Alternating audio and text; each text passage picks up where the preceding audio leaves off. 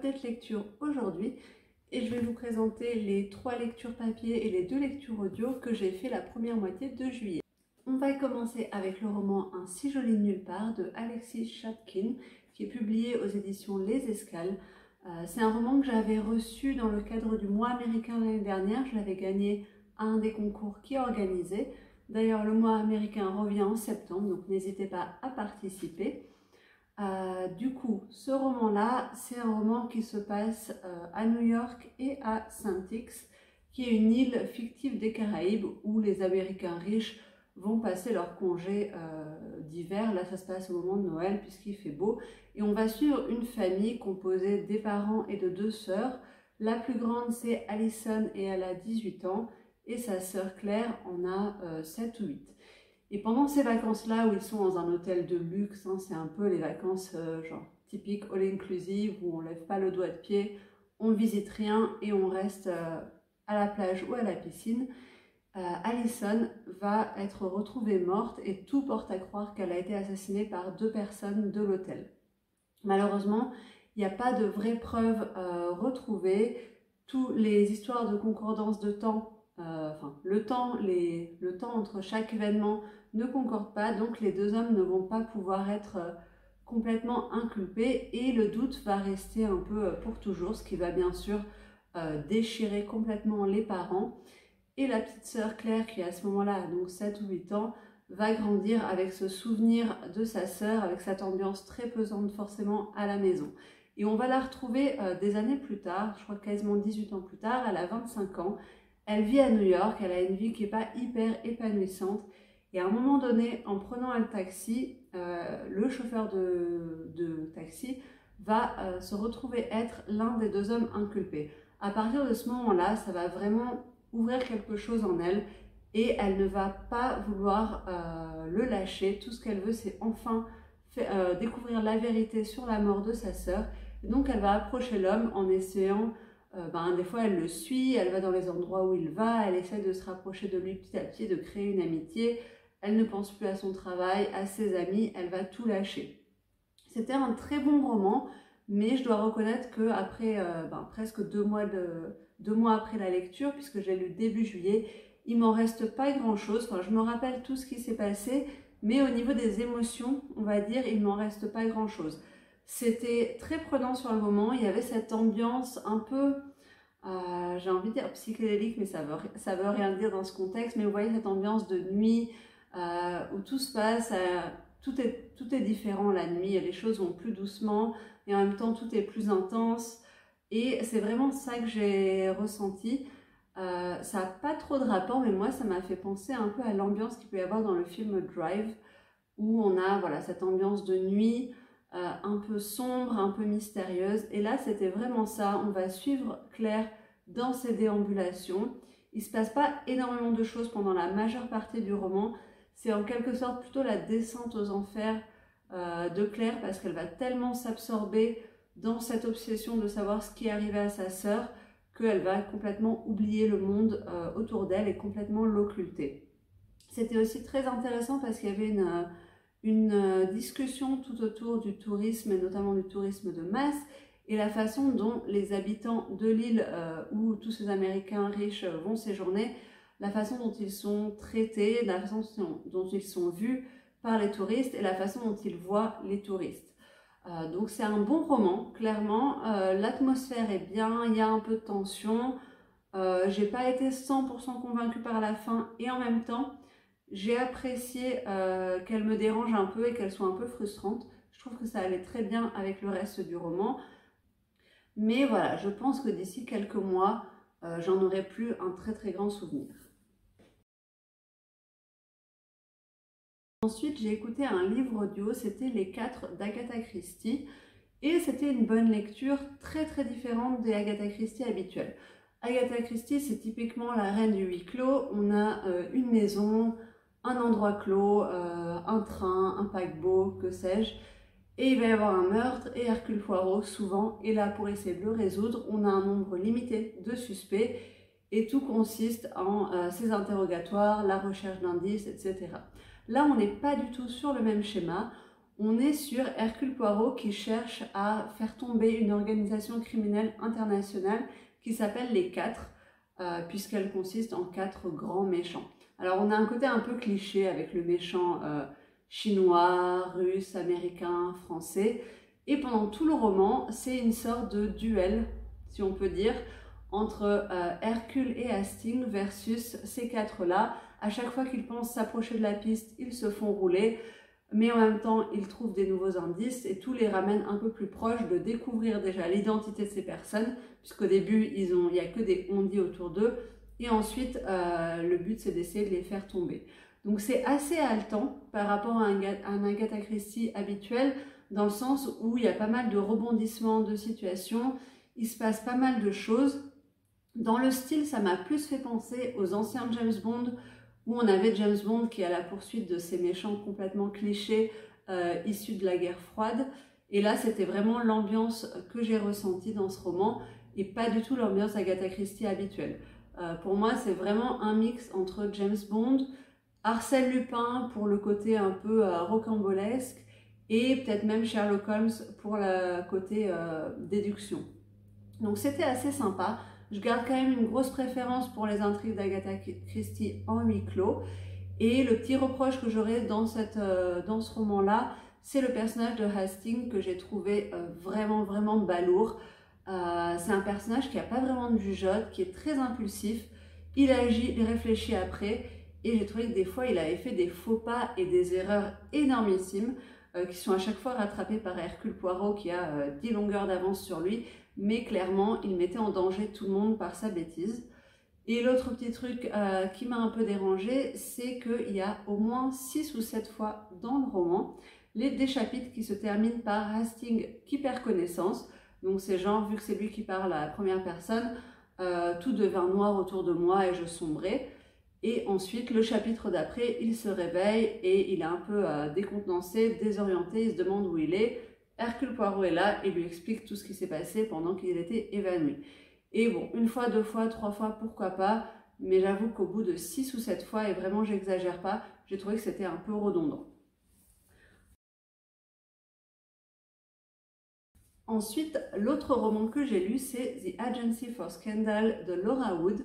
Laura Wood en France, elle a déjà publié plusieurs romans, donc c'est vraiment du roman young adult. Elle a publié, comment ça s'appelle déjà, Sous un ciel d'or, Sous des flocons d'argent et Sous une pluie d'étoiles.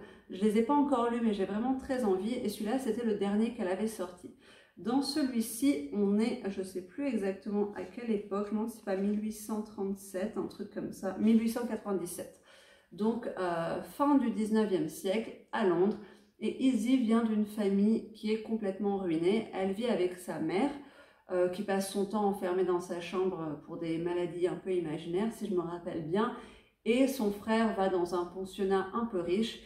Et comme Izzy ne veut pas briser le cœur de sa mère et ne veut pas la mettre en danger parce qu'elle a le cœur fragile, elle doit s'occuper de trouver un moyen de faire subsister sa famille parce que son père a fait des mauvais placements financiers et les a tous ruinés en quelque sorte.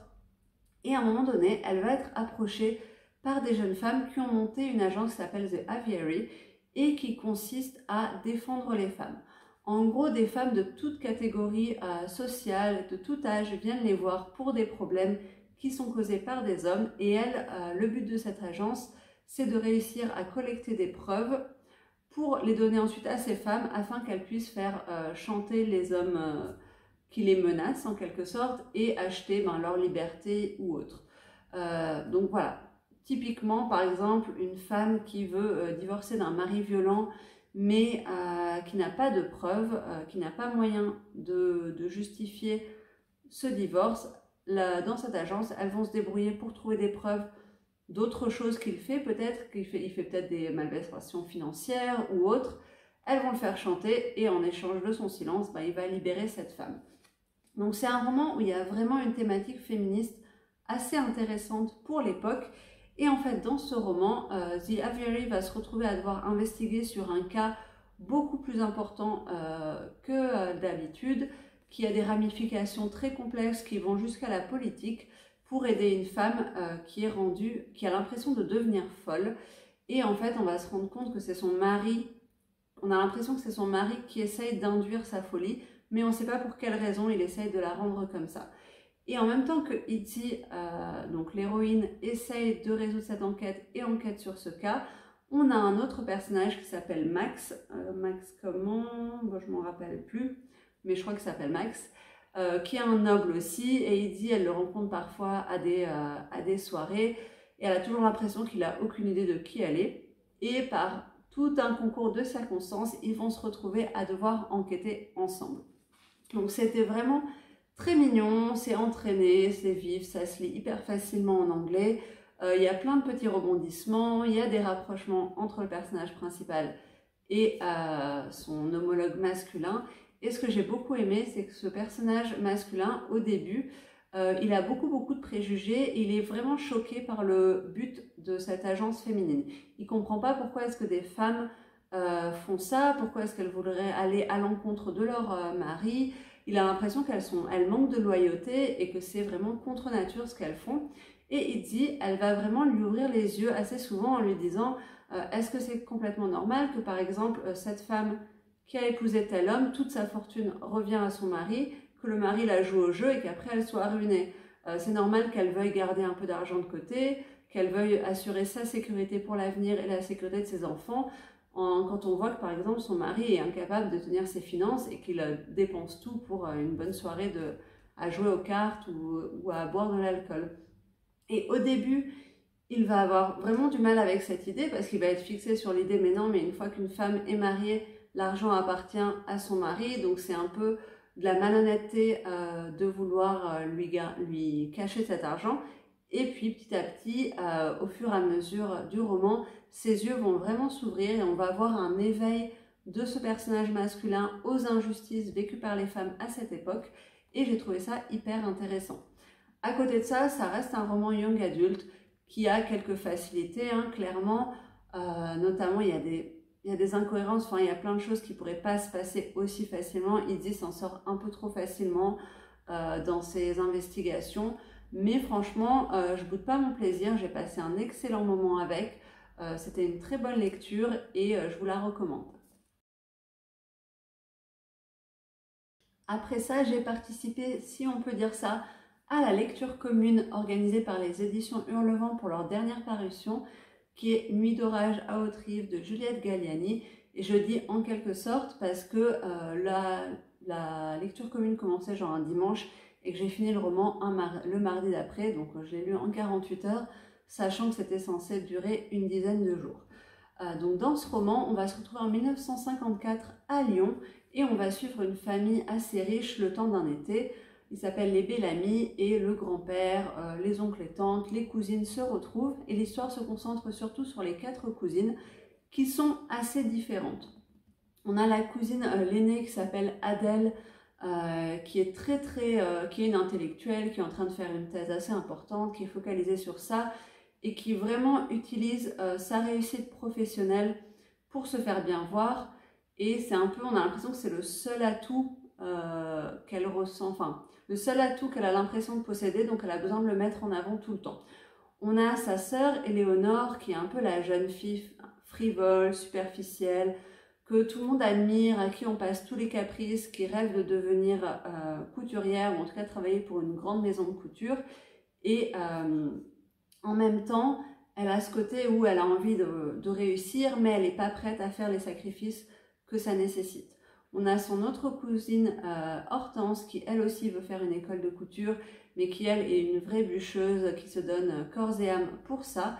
Et enfin on a Gabrielle qui est un peu le mouton noir dans le sens où elle n'a pas de plan de carrière en vue, sa mère considère qu'elle est un peu une ratée, elle a un côté très calme, très introverti et elle est souvent un peu plus en retrait par rapport aux autres. Et pendant tout le roman, il y a énormément de tensions qui montent puisque la première partie du roman s'ouvre sur le fait qu'il y a un corps sur le sol, c'est littéralement la deuxième phrase. Il y a un corps sur le sol mais on ne sait pas c'est qui et on ne sait pas pourquoi est-ce que cette personne a été assassinée. Et donc ensuite on remonte l'été pour revenir au tout début de l'été et faire dérouler toute l'histoire jusqu'à arriver à ce moment-là. C'est vraiment un roman d'ambiance et sur ce point-là, c'est une réussite.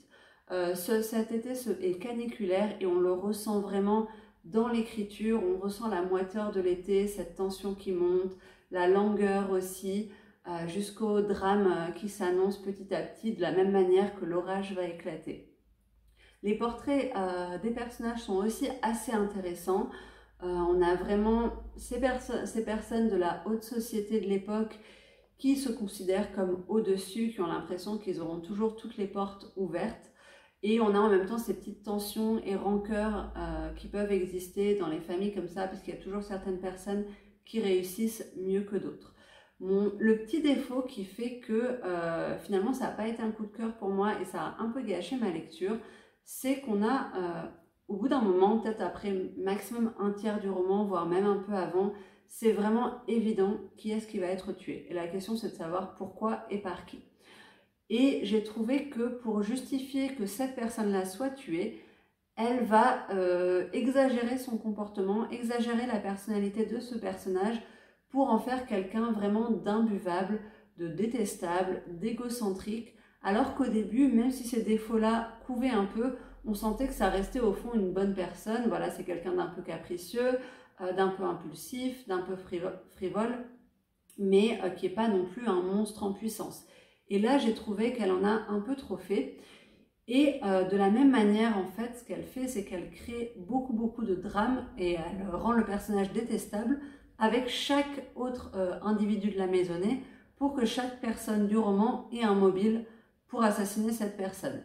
Et j'ai trouvé que parfois c'était fait avec pas beaucoup de subtilité. J'aurais aimé que les disputes soient moins grotesques parfois, les raisons qui pourraient faire que les personnes veuillent l'assassiner, voilà, un peu plus subtil. Et ça fait que j'ai pas réussi à accrocher au personnage de la victime parce que je n'ai pas cru à son personnage. Et comme c'est un personnage qui est vraiment central et qui est le pivot de l'histoire, ça m'a un peu pas gâché la lecture parce que ça reste une très bonne lecture, mais c'est ce qui a fait que ça n'a pas pu être un coup de cœur pour moi.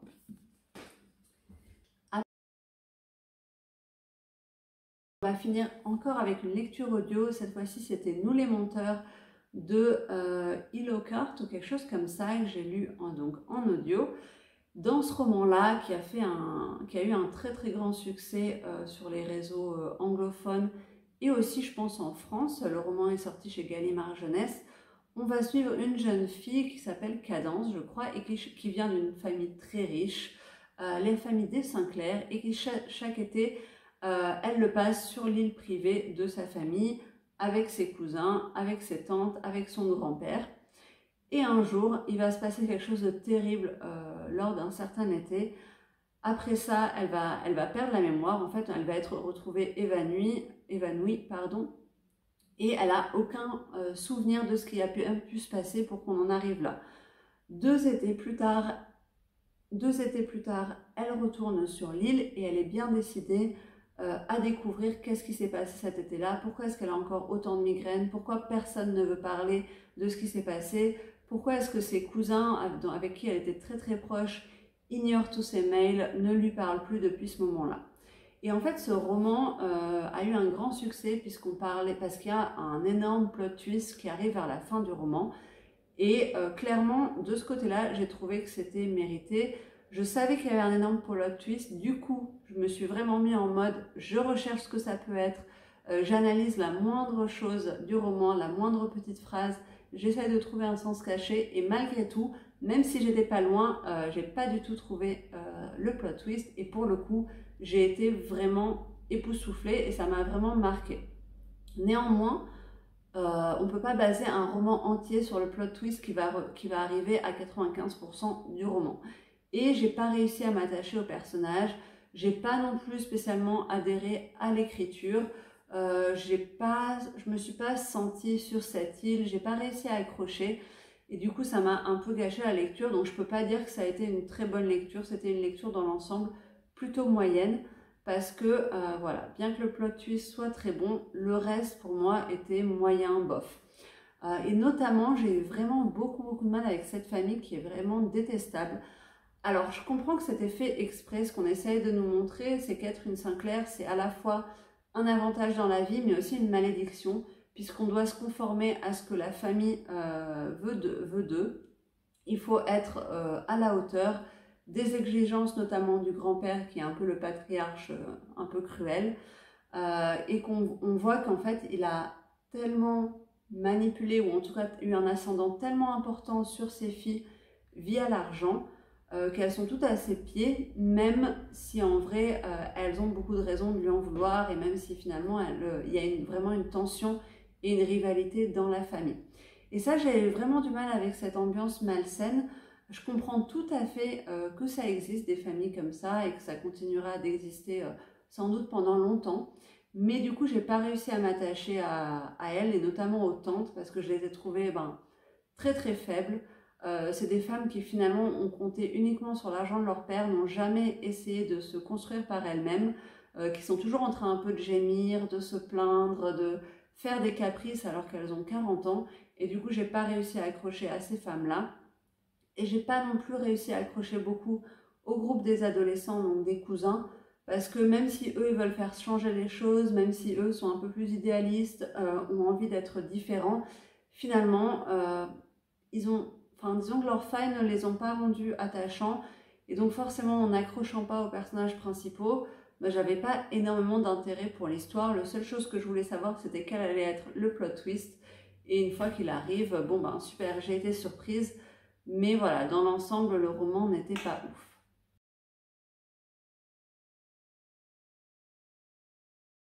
J'ai donc fini de vous présenter les premiers romans de Juillet. J'espère que ça vous a plu.